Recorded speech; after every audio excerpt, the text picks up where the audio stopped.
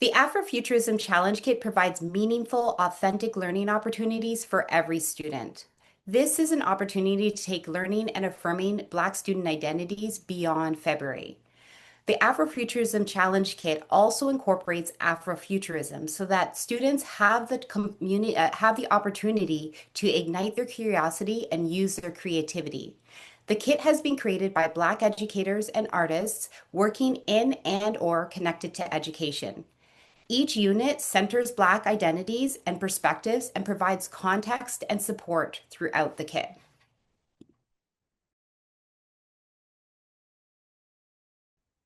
Sean A. Ginwright, PhD, author of The Four Pivots, defines Afrofuturism as the ability to imagine a world not bound by time and the constraints of the past, nor a predetermined future. He then goes on to say that Afrofuturism encourages permission for us to work out of our prefrontal cortexes, exercise our temporal lobes so that we can boldly dream and build an audacious imagination and have the courage to time travel without apology. The National Museum of African American History and Culture defines Afrofuturism as a way of thinking that expresses the notions of Black identity, agency, and freedom through art, creative works, and activism that envisions liberated futures for Black life. Afrofuturism imagines a world that has not yet existed and that is tied to the liberation of Black peoples. Educators, please consider Afrofuturism a way to engage with Black history, identities, and perspectives in a way that affirms these experiences and provides every student the opportunity to extend their learning and mental framework beyond the pain and trauma of histories tied to colonialism, dehumanization, and enslavement.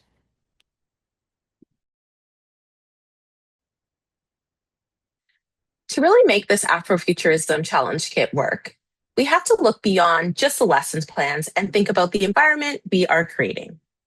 This isn't a passive curriculum, it's active, deeply personal, and highly collaborative. To set your students up for the best possible experience, there are three primary conditions for success that we recommend keeping in mind. One, understand your group dynamics. First, identify who is in the room and tailor your approach. This kit is incredibly flexible.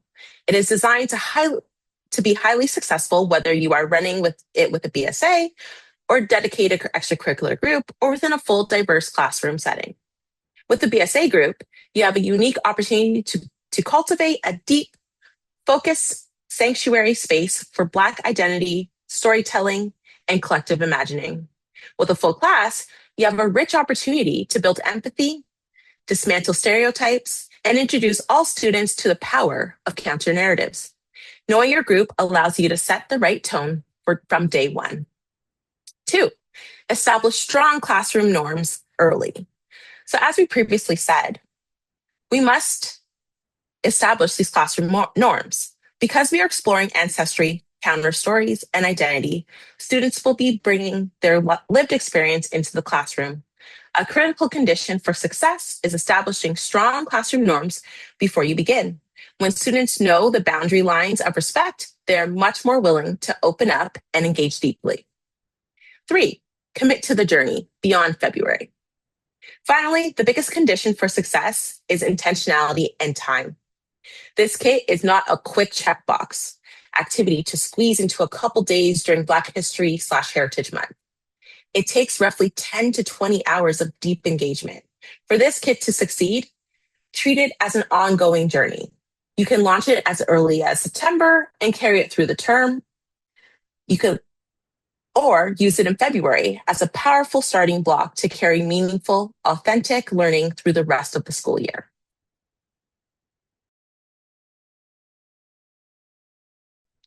So as mentioned earlier, there are 4 activities provided in the Afrofuturism kit. Each activity comes with a comprehensive teacher guide. This includes a direct link to a presentation slide deck that you can use with your students. The teacher's guide also includes guiding questions for the lesson, tips for the facilitator section, and a resource section that includes recordings of interviews with guest speakers. Before we break down what is in each activity, we want to highlight the intent in creating this kit to highlight the power of counter stories. For a long time, academia primarily validated quantitative data as real evidence. But there's an important shift towards validating qualitative firsthand knowledge, like oral histories and lived experiences. When we do this, we move past narratives rooted solely in trauma and center the brilliance, resistance, and actual lived experiences and stories of Black communities. So, what's in each of the 4 activities? Activity number 1, what is heritage? This activity will build a foundational understanding of heritage, looking at cultural heritage, historical heritage, natural heritage, built heritage, and intangible heritage. Students will learn how different communities celebrate their heritage and have an opportunity to conduct a short interview with a partner to learn more about their background. Students will also learn the difference between cultural appropriation versus cultural appropriation versus appreciation, and will develop a deeper understanding of how the heritage of the African diaspora positively impacts our communities today. In activity number 2, titled Reclaiming Truths, Power of Counter Stories and Counter Narratives, this activity helps students to understand how primary source archives and counter stories challenge dominant historical narratives and empower future generations. This activity is broken into 3 parts. Part 1, why is archival work so important? Part 2, archival as resistance, looking at counter stories and counter narratives. And then finishing with archival as futures, where students will reflect on the legacies they want to leave behind and how they will preserve their own stories for the future. Activity number 3, titled Reframing Perspectives, Mental Models of Africa and Blackness. This activity is for students to develop their critical consciousness by unpacking and actively challenging harmful misconceptions about Africa and Blackness. Opportunities in this activity for students to brainstorm and discuss actionable ways to critically challenge these misconceptions and to create more accurate and respectful narratives right in their school and in their community. And finally, activity number 4, Afrofuturism, Dreams and Hope. The goal of this activity is to use imagination, pride, and hope to envision thriving Black futures through the lenses of Afrofuturism and Sankova. Students will have the opportunity to apply everything they've learned from activity 1 to 4 to create a powerful, creative culminating task, which is reimagining the community of Little Jamaica in Toronto in the year 2124. So together, these 4 activities will equip your students to reclaim their history and boldly step into the power of reimagining their own futures.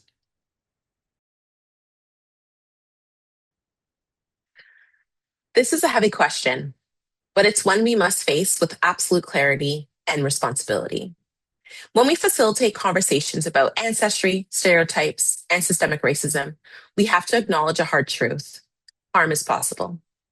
As educators, our primary responsibility is to protect and support our Black students, regardless of who is physically in the room.